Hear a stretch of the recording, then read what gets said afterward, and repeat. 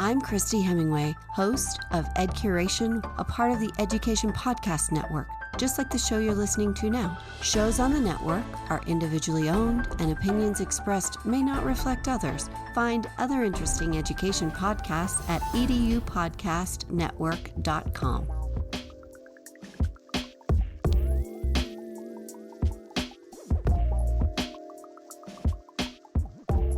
Hello, everybody, and welcome to another great episode of My EdTech Life.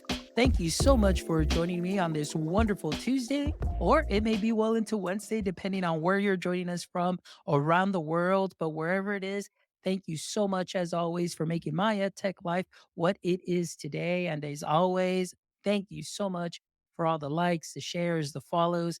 Thank you to all our new subscribers on YouTube. As you know, our mission is to get to 1,000 subscribers, and you've been very helpful in getting us close to our mission. So, really appreciate all of that support as well. So, thank you so much. And again, I am really excited about today because, as you know, this is what I love to do, bring you some outstanding guests, outstanding conversations. And as always, today and tonight, I should say, is no different than any other night. And so today we have an amazing guest who is a co-founder of an amazing company called ProTech. And I am excited for you to learn more about the company. But before we learn more about the company, I definitely want you to learn more about our amazing guest who is joining us, Mr. Brock Murphy, who is a co-founder of the company. Brock, how are you doing this evening? Good, good. Thank you so much for having me. Awesome. Well, I'm excited to have you. I'm so thankful for the connection that we've made. Thank you so much for finding us on socials, like you said, and reaching out to us. As you know, we're always looking for some great content and great conversations overall. And of course, most importantly, some wonderful connections. And so thank you so much for connecting. And now that you're here, I'm definitely excited to talk about what Parent Pro Tech is all about. But before we do that, Brock, we all know every superhero has an origin story. And we all know that you definitely have an origin story. So, what I would love for you to do is just share just a little bit about your story, coming up, and of course, being a co founder of Parent Pro Tech, just so our audience members can definitely know you a little bit more and really make that connection with you. Absolutely. Yeah. So, kind of have a unique background. Started out on a ranch, so was really blessed to get the opportunity to grow up on a ranch where we had American quarter horses, and I started my first entrepreneurial endeavor was raising Texas Longhorn cattle. Um, Despite all of that, I made the decision to go to Texas A&M and love my time in Aggie land, and but really kind of got into the government realm, and went towards that route and spent time on Capitol Hill and then at the White House for a little bit. And uh, shockingly, kind of got tired of the polarization that DC had. Who would have thought? And made my way down to Brownsville, Texas. So grateful for our RGV connection, and uh, spent some time at SpaceX, learned a lot, and loved my time there. Worked on the Starship rocket, and early 2021 kept being approached by parents and teachers and administrators with questions that they had about technology, and a lot of those questions were around the social media platforms that their kids were on, the gaming consoles they were playing. Uh, Moms wondering who the heck their children are talking to while they're playing Roblox or Fortnite or whatever it might be. And also, I saw the impact that this tech realm, kind of unbridled tech access, was having on uh, the education system. How kids learn, attention spans being shorter, all of this, and so launched Parent ProTech out of the realization that um, that there's that disconnect between what people hope they know about the platforms that everybody's on and surrounded by, and what they can actually be used for. Excellent. Well, that is a great story. I mean, from quarter horses to longhorns, going to A&M, and then coming down to the 956 to our area here in Brownsville and working on space or working at SpaceX. So, can I ask you a little bit? What exactly were your duties as you worked at SpaceX? So definitely more on like the government side. Had the opportunity to work under a man named Sam Patel, and learned a ton from him. He was kind of he led the Brownsville site uh, for SpaceX, and a mix of like government affairs, project management, kind of doing whatever I could to help the mission. Nice, excellent. Now, you mentioned, okay, so now you're at SpaceX, but you also mentioned that you would have parents that would come and talk to you a little bit more about, hey, what's going on online, some digital citizenship kind of things. How can I protect my children with what's going on? How did those conversations come about? Did it start off with family members asking maybe because you had that tech background or tell me a little bit about that. Definitely no. So it definitely was a mix of family members. Um, Grew up in Cape Girardeau, Missouri. It's a small town. Um, went to preschool with my co-founder, um, and so we've been ingrained in the community down here in Southeast Missouri, and so I think with that small town feel and having the tech background that both my co-founder and I have, definitely just people started reaching out and and thought that with my background in tech and kind of hopefully, uh, the trust that they had in me, that I would be able to steer them in the right direction. Oh, that is great. Now, this is interesting. I know Joshua, I just connected with him today on LinkedIn, and he's the other co-founder. But this is interesting that you have known each other since pre-K. So I just want to ask, as before we lead more into ProTech, how does it feel to be able to start something, a work together along with your friend since pre-K?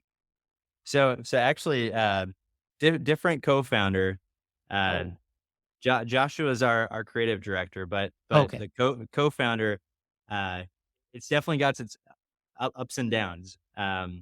Obviously, knowing and being friends with him since uh, preschool, we're pretty much brothers. So as brothers, sometimes clash.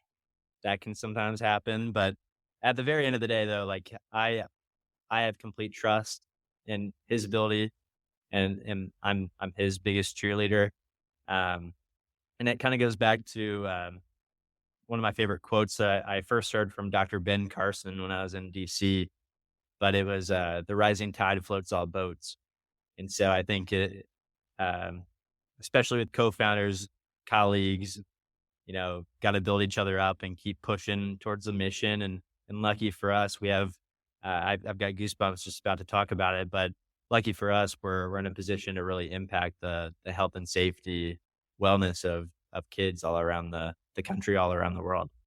Excellent. So And that's something that is so important. And that's something that this subject is really near and dear to me since working in my district, I've had the opportunity to work alongside our community liaison and bringing in parents and having Technology Tuesday meetings and where I really share a lot about digital citizenship and just the things to be cautious about, giving parents resources both in English and Spanish that they can go ahead and read and really trying to be that support because there's only so much that we can do in school, but also teaming up with parents at home. And what better way to team up with them than to have these conversations that sometimes can be very uncomfortable? And that's the thing that I would always tell parents.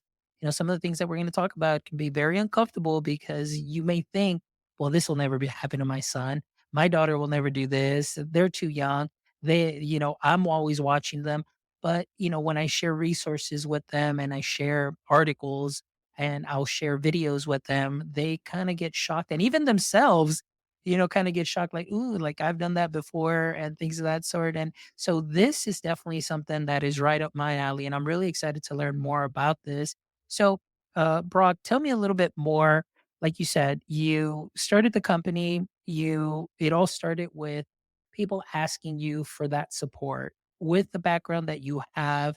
How can I help my child? So, I'm guessing that that being the pivotal moment for you and the inception of Parent ProTech, tell us a little bit about how your mission aligns with the current needs that families have and educators have right now during our digital age.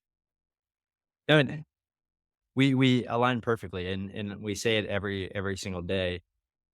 Our mission at the very end of the day is if we can help prevent one kid from being cyberbullied, or help prevent one kid from being trafficked, or help prevent one kid from getting their hands on that fentanyl laced pill, then we've won. And so, um, like I said a little bit earlier, it's a mission that we feel everyone um, is a part of. It takes everyone in the community to build this safer environment, and that's part of one of the dangers of the online world is it's not like it used to be when you know you only could talk to people in your school, in your community.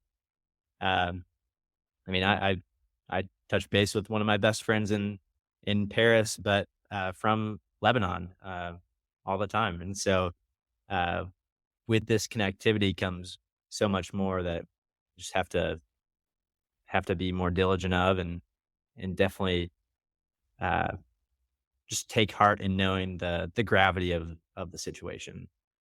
Oh, absolutely. And I really love what you said, because one of the things that I always talk to parents about too is if I can just help, with the resources that I share with you, it's for you to be able to have a conversation with your child at home, not necessarily here.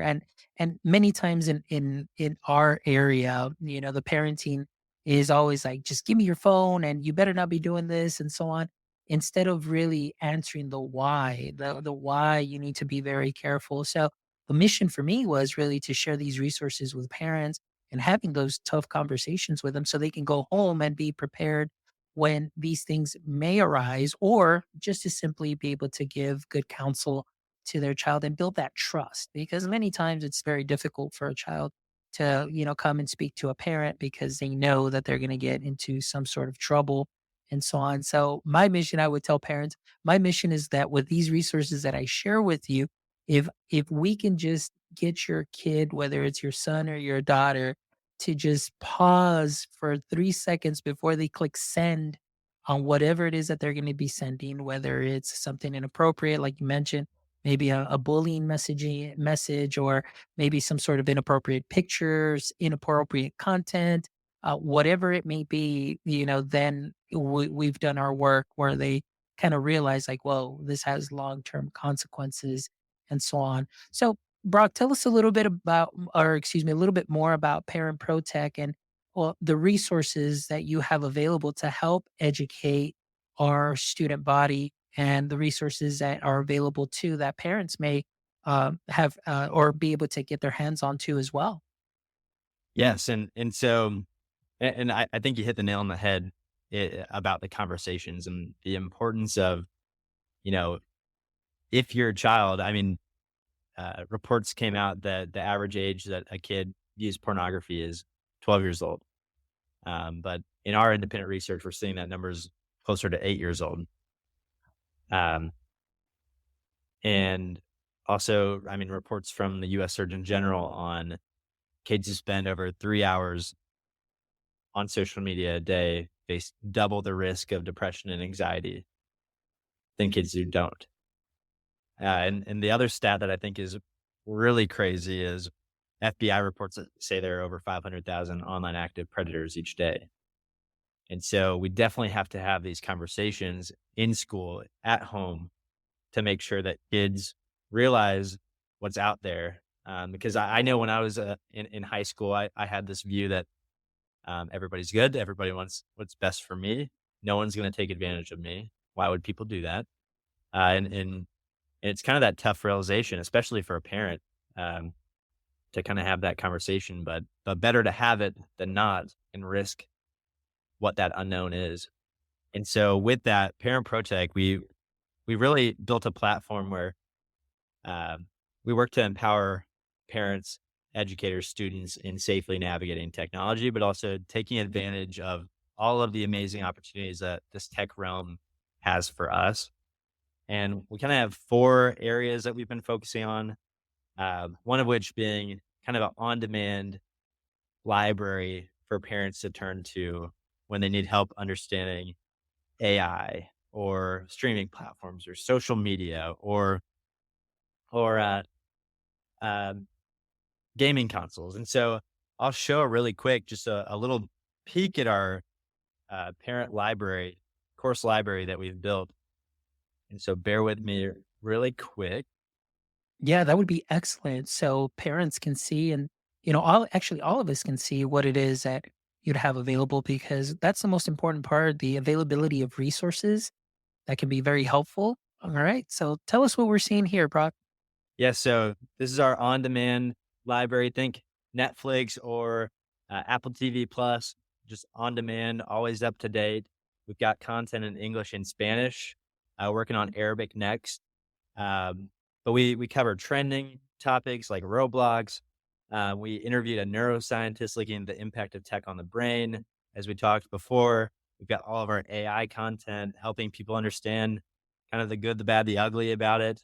And then we get into more of the social media platforms, streaming platforms, more devices, how to correctly set up iPhone settings if you decide to give your child a phone, or iOS 17 came out, which gives you the ability to blur nudity. So if you give your child the iPhone or the iPad and you never know what ad's going to pop up when they're playing their game, it's a good thing to add. And then Roblox, we just expanded our team and added a gaming expert who streams all the time. So really excited about that. But just diving in really quick, I just want to show we're all about meeting families where they are on the tech journey. So whether they understand what TikTok is and know how to navigate already, know how to interact with people on it, and they can start in at how do I protect my child's privacy on the platform? And we're trying to step by step show families how they can set up a private account, how to hide explicit content, set time restrictions, pair it up with a family account, do all these things. That way the parent can get in, get information, turn that fear into action and go on with their life because we understand that people are busy. You've got a million things on your plate, which thank you again for having me. Parents have a million things on their plate. And so we try to make it really easy for families to get that relevant information and go from there. And This so is amazing. thank you. Thank you. And so this is the foundation of what Parent ProTech was built on. And so um, as we've continued to go, we we've been excited to also add the student curriculum piece because we believe it's so important that um, students should also be prepared um, with the tools they need to navigate this digital world. And so we're covering topics like um, digital footprint, what you post today could come back and haunt you when you apply to your dream job or medical school. My dad always said, "Would you want your grandma to see that on a billboard driving through town?" And the answer was always no. But shoot, my grandma may have been proud of me for just kidding. Uh, but uh, going over as we approach 2024 election season, deciphering fact from fiction online. Don't believe everything you see on Facebook. Not that kids use Facebook much anymore. Don't believe every TikTok you watch. Ask why. And so we've done a lot more also on like the impact of social media on mental health, just because we truly believe how scary that stat is that the U.S. surgeon put out. And so really trying to cover these main topics with also built in a way where it's easily received and built in a way where kids actually listen because we understand attention spans are getting shorter. They don't just want to be lectured about all social media is bad or all tech is bad. And so really trying to kind of come at this with a refreshed point of view. Oh, And I love it. thank I'm sorry, I didn't mean to interject, but really, because I before we move any further, I must commend you because I know that there's plenty of resources that I have shared with parents, and usually, I get a lot of those resources through I think it's Common Sense and so on, and you get some, but I love the library that you have built because it has a purpose to it. Number one, it's easy to digest in the sense that like you mentioned, parents are very busy. Not to say that we want to just give them just some quick info, but at least they can go in here spend a little bit of time, learn about an app like you mentioned. They may not know about it. And oftentimes is the case that parents will not know what kind of app their child is on because there is a plethora of apps that are out there. And then students may know how to hide those apps within their phone. And then, of course, then you've got like Snapchat where you can kind of hide things and lock Mm, them with passcodes and so on. So there's a lot of things that are out there that parents may not be aware of. So one thing that I love about what I just saw, you having that content library easily helps a parent navigate that space, picks an app, says, okay, let me see, even though I may be against it or maybe I use it myself, but I want my child to be protected. And of course, at the same time, not only are they learning how to protect their child, but also they're learning themselves how to protect themselves because let's get this out there. The digital fingerprint or digital footprint is not just for our students, but it's also for adults, and we want to make sure that even as adults, we're not putting things out there that are going to tarnish our image or even close doors or possibilities for us to continue to grow professionally. But I know that we definitely want to focus on the student body because, like you mentioned, they're very young. We live in a very connected age, like you mentioned, and I'm gonna admit this, growing up myself, I was like still landline. We had the three-way calling, and that was it. Like, there's nothing that we're gonna see. A lot of people may think, "Oh, you were lucky because they didn't have picture phones back then." I was like, mm, "Well, maybe because there's nothing that's out there that can be found that'll get any of us in trouble from our age." But now, oh my goodness, it's everybody's got a camera on their phone. Everybody's got this powerful computer that can be used for good or evil. And many times, Brock, I think, I'm going to, something that you mentioned resonates with me too is that although our students have been surrounded or growing up with this kind of technology, I mean, I'm seeing young babies, maybe like 3 years old, navigating through these at shopping centers, and they grow up with it, but just because they grow up with it doesn't mean that they know how to use it properly. And oftentimes I find myself listening to a lot of people say, "Oh, well, they're digital natives. They shouldn't have any problems." It's like they were born with tech, and they're familiar with it, but still doesn't mean that they know how to use it the right way. So I think that your content really offers something very special for parents that I have not seen through any other platforms. And the fact that it's in a centralized location and you have everything from Roblox to TikTok and all the other apps, that is really a game changer. So I really appreciate that. It really is something that is amazing for sure. thank you, and I would just add, it's kind of no one would ever give their 12-year-old the keys to the car and be like, "Go, go drive, go drive on um, the busiest road in town," and you would teach them how to drive. You'd go on the side neighborhoods, you'd be right there with them, holding their hand, giving advice, and I think the same is true and needs to be happening, with families and their children with tech, so Absolutely. Absolutely. Now, also, the one thing that I wanted to highlight too that you mentioned is, and it kind of goes and leads into my next question, which is really considering how fast technology moves, how do you keep up with everything that is out there? And I mean, the fact that you have stuff already for AI, how to navigate that space, but also, like you mentioned, Roblox and bringing on a gamer, somebody that is out there that is familiar with some of the things that, maybe people out there in the gaming space without good intentions are out there. And like you said, I think what did you mention? You said 500,000 or was it five 50,000? 500,000 online right now. 500,000 online predators that are out there.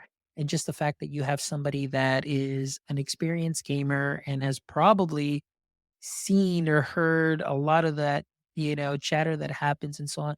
But just to bring them and to bring that to light to parents, that is also great. So tell me a little bit more about that.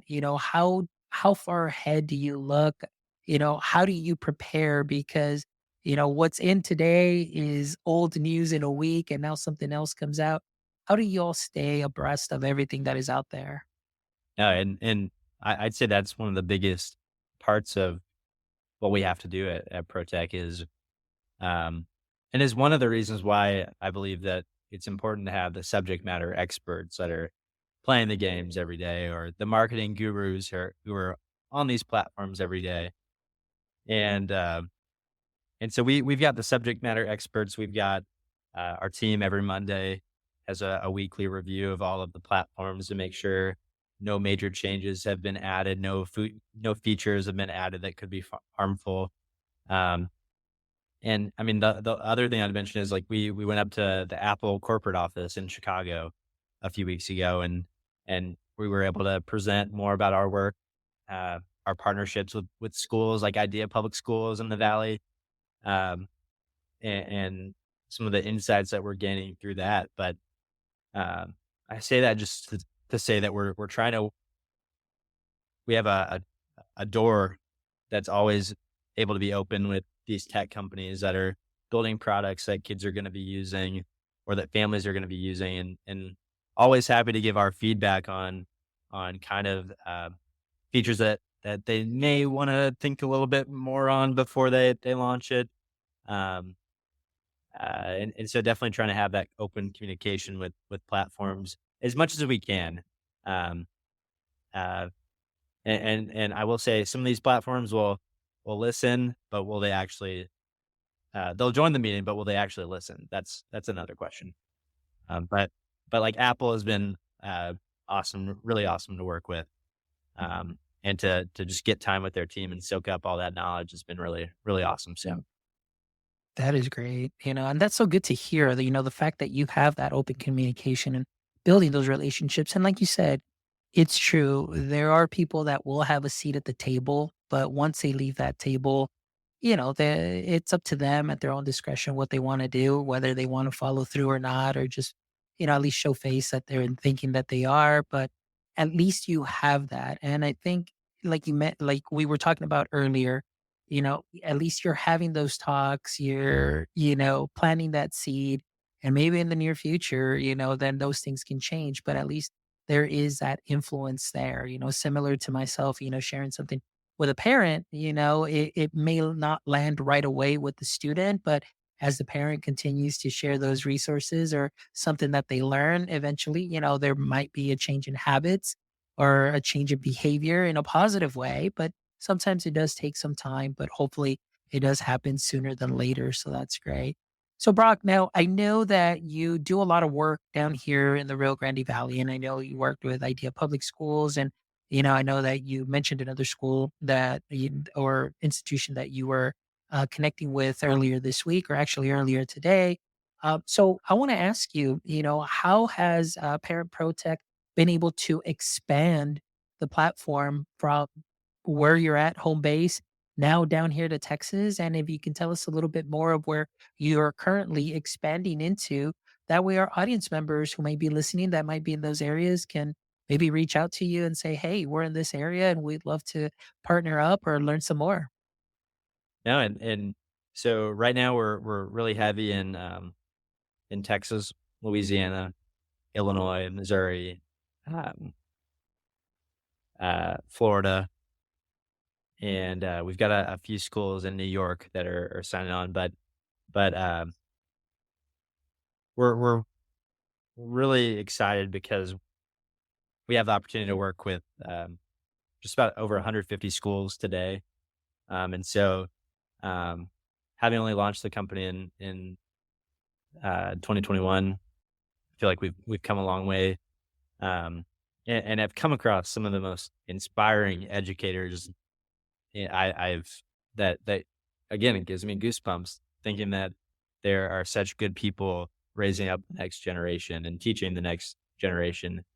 Um, and had the opportunity to meet with a lot of families through these schools that are begging for information, and really, I saw a stat that over 52% of families um, uh, are nervous and overwhelmed managing the role of technology in their child's life. And so, would love to have a Google Meet or a Zoom, whatever works, in-person meetings with anyone that's interested in learning more about how we actually work with the school. Um, and just would love the opportunity to continue pushing the mission of keeping kids safe. It's great. Well, I'm excited about that. Like you said, you're right here in my neck of the woods, and I'm really excited that this wonderful platform is making its way down here.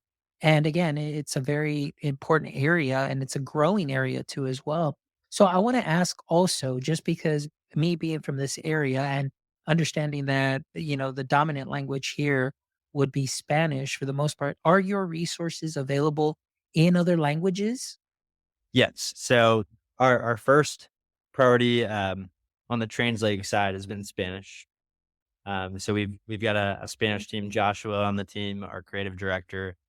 Um, he's put together a really awesome Spanish translation team because um, all of our content, we have a personality, either me, Joshua, a couple other people. And so we've got the same that we built out on the Spanish side. Um, and it looks like the next language that we'll be working on it will be Arabic. So definitely trying to push as much information out to families and have that accessibility piece. But especially with having lived in Brownsville for a little bit and with the traction we have down there right now, uh, the importance of getting Spanish pushed out the door has been a major priority. Nice. Now, Brock, tell us a little bit now with the school districts that you currently work with that you're, part of their curriculum or, part of their day to day.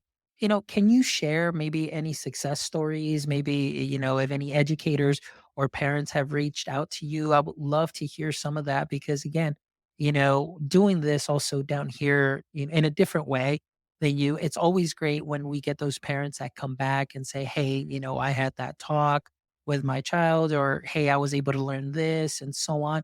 So I would love to hear if you have any of those stories, whether it be from an educator, a parent, or a student as well.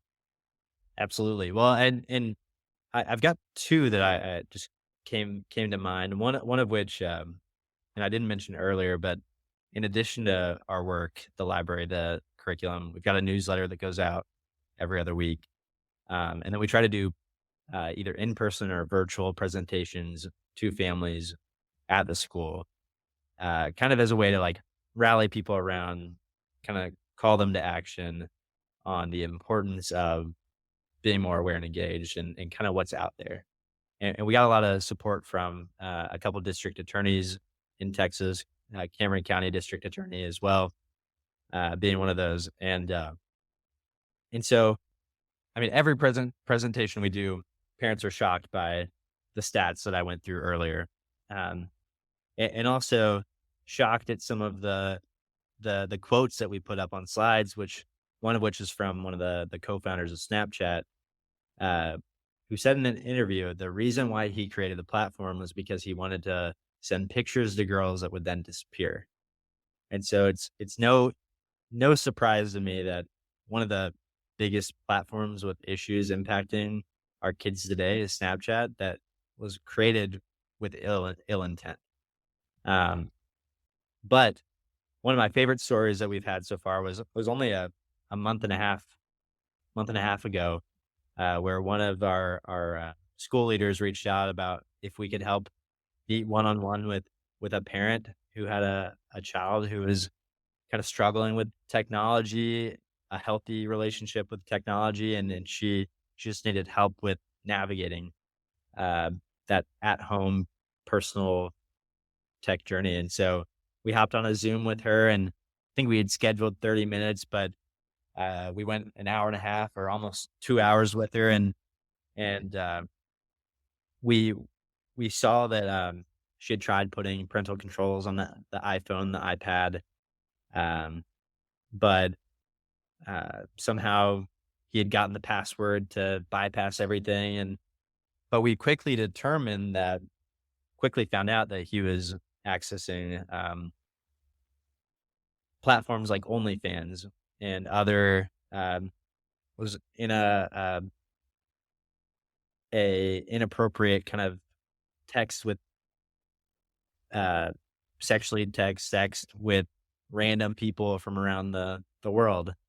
And so I say that just because the names the parent didn't even recognize, and so she had no idea that these were platforms that were pornographic in nature, and so we were able to kind of help her understand what those were, but also understand how she can close that gap and make sure that her young child isn't talking to people that they shouldn't, and how she needs to protect that password as much as she can.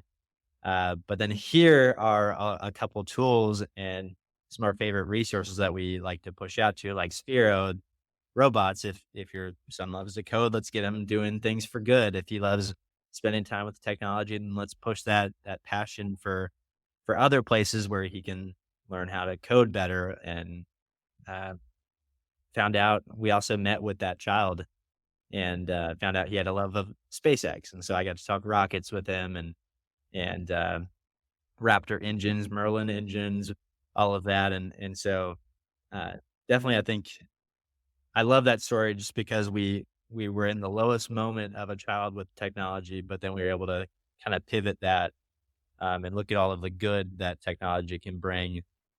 Just have to be careful with what you look at, who you talk with, and what you surround yourself with.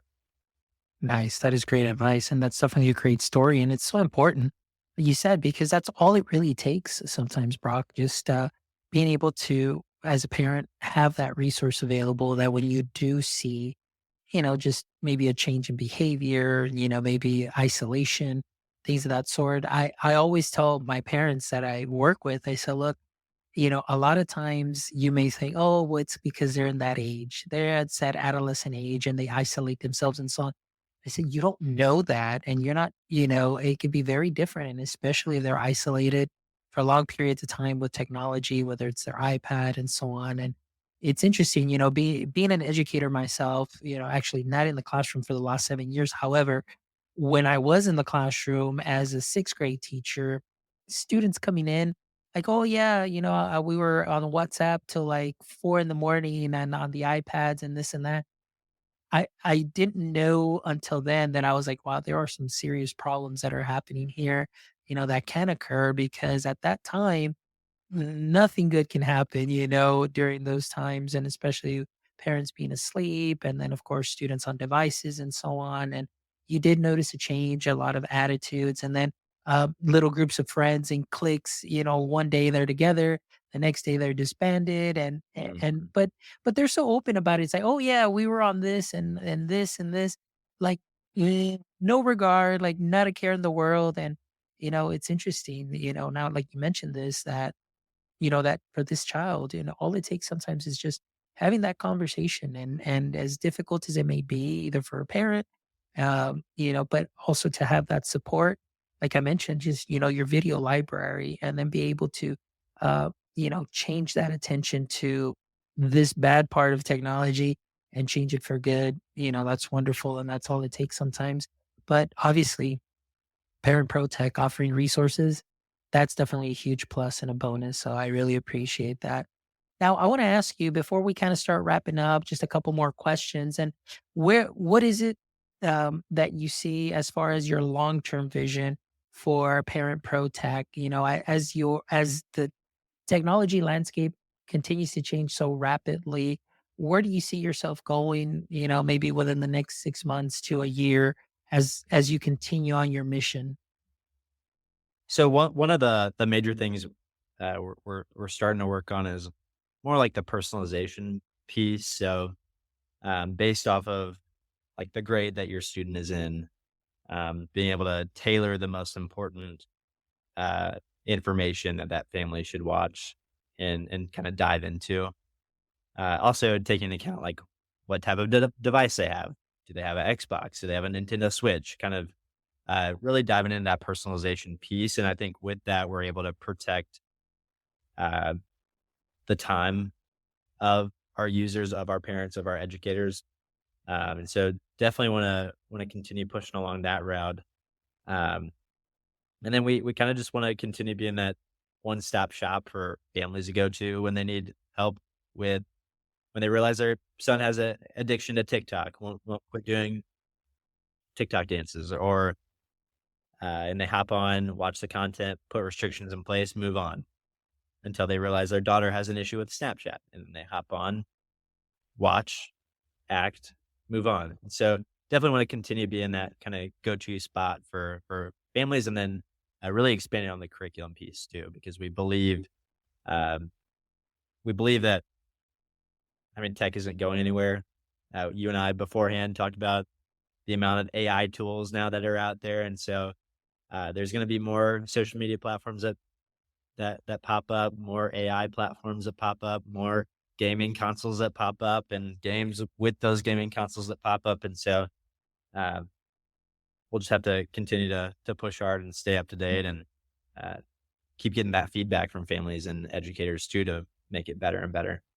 Oh, nice. I love it. Well, that's great. And I'm really excited about that mission. And like you said, that personalization piece, very important, just because, again, just tailoring those videos and that content for specific age levels. And I even love what you said, even for the gaming console that they may be using and things of that sort. That's definitely something that's very important. And I love that you have a vision for that, thinking outside the box, because many times there may be some platforms that are out there that may offer resources, but it's only just, for one thing specifically, or just an overarching kind of, platform that offers resources, like I said, to have those conversations. But here, I mean, you're getting specific and granular to certain platforms. And that is so important because that really allows parents to be well versed in one, two, or even more than two platforms. So they know what is going on, they know how to stay informed, and they know how to have those conversations with the students. And I think that that is of great value. And like I said, I haven't seen anything like that yet until today. So I'm thankful that you were here on the show and, being a guest and sharing your mission and your vision and your passion that you have with sharing and providing digital citizenship resources that can help transform, our education system, transform our students, and really help our parents just kind of transform that environment at home. So, yeah, I applaud your work, and I just wish you the best as you continue doing this because, like I said, I'm really excited about it. Thank you. No, and I'm sure we'll have many more conversations around it, especially with your experiences and your own discussions with students and families and other educators.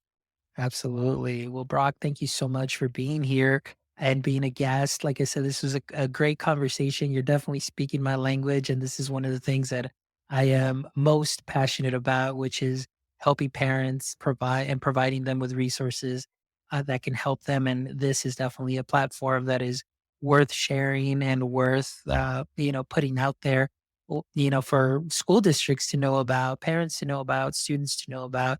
So I'm really excited, like I said, that you're making your way in here into Texas and in this area too as well, starting off in Brownsville. And now, like you mentioned, you spoke to an institution or school here in the McAllen area, which is very close by. So that's always good news. So you're definitely doing something right. So that is wonderful. So I appreciate that. But before we go, Brock, I know I always end the show with the following three questions. I put them there in the calendar invite, and these are the kind of like that signature closing question. So hopefully you're ready for those. And we'll kind of change this first one up, maybe just a little bit, maybe because I know Uh-oh. usually it's like edu kryptonite, but we'll do it to maybe, I guess, I don't know, maybe something more pro techy, like maybe I guess your digital citizenship kryptonite, I guess. We'll change it to that. So as we know, all right, every superhero has a weakness, and Superman's weakness was that kryptonite. It just weakened him. It was his pain point. So in the current state of, I guess I will say, still in education, what would you say your current, we'll say, I guess, digital citizenship kryptonite. What would you say is your current digital citizenship kryptonite? Okay. Now that's a tough one. You're switching up on me. I, I'd say one of the hardest um, things that I see is just that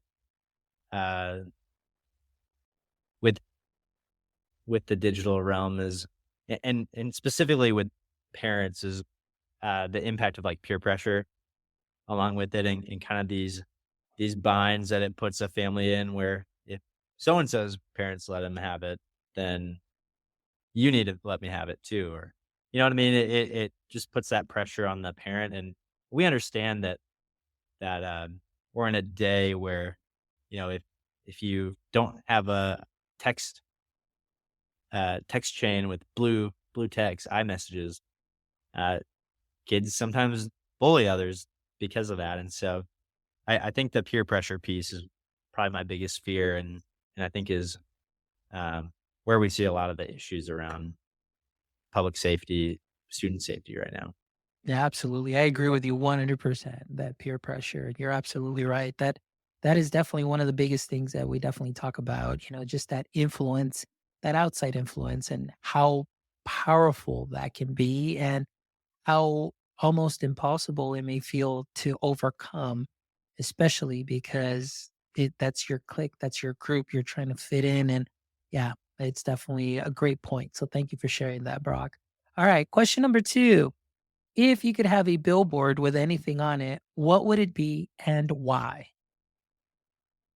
So I'd say don't use your phone as a weapon and set a good example. And so one of our partners with ProTech is a foundation called Buckets Over Bullying, and Rose Bronstein has become a friend of our team, and that's one of her quotes, like "Don't use your phone as a weapon," because her son uh, was cyberbullied and bullied, and to the point where he took his own life, and so we just see the weight of people think they can send a text and no one's going to care and move on with their life, but our words do have consequences. And then the latter half of that answer, I think, is um, I don't know if my dad realizes how much I am aware of everything he does, and so which is great, but think we have to set good examples for parents, and educators need to set good examples, be good role models around tech with the students around them, with their kids around them, because they pick up a lot more than we probably realize. Absolutely. That is such a great billboard. Don't use your phone as a weapon. That is powerful. So I love it. Thank you so much for sharing that. And the last question, Brock, is if you had to author a book starting tomorrow, what would your book be about? Hmm. I would say I think I would try to keep it around the importance of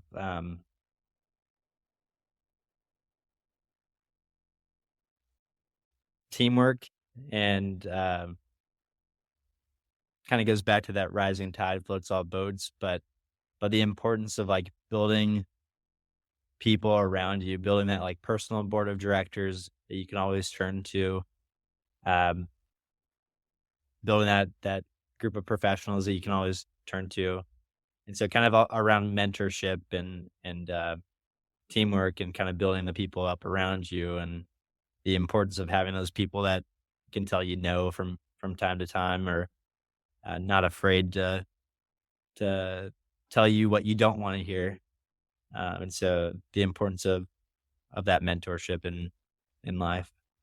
Love it. Well, thank you so much, Brock. I really appreciate your answers.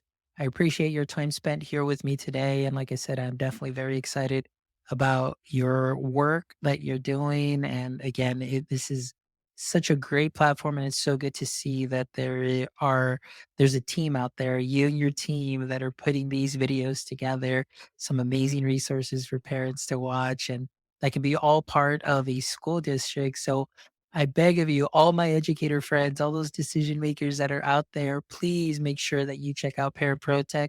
I promise you, it's definitely going to be worth your time and definitely worth your efforts in getting this into your school because, like I said, I haven't seen anything like it at all whatsoever.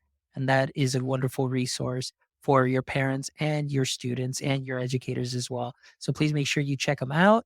And again, guys, thank you so much, as always, for making my EdTech part of your day. Thank you so much for joining us for this wonderful conversation.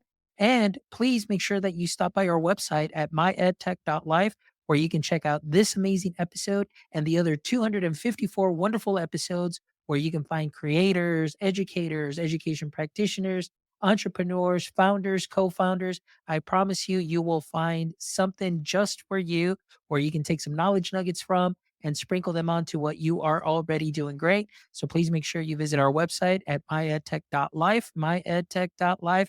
And if you haven't done so yet, please jump over to our YouTube channel, give us a thumbs up, subscribe. We're on a mission to get to 1,000 subscribers. So I would be very thankful to you for being part of our YouTube family as well.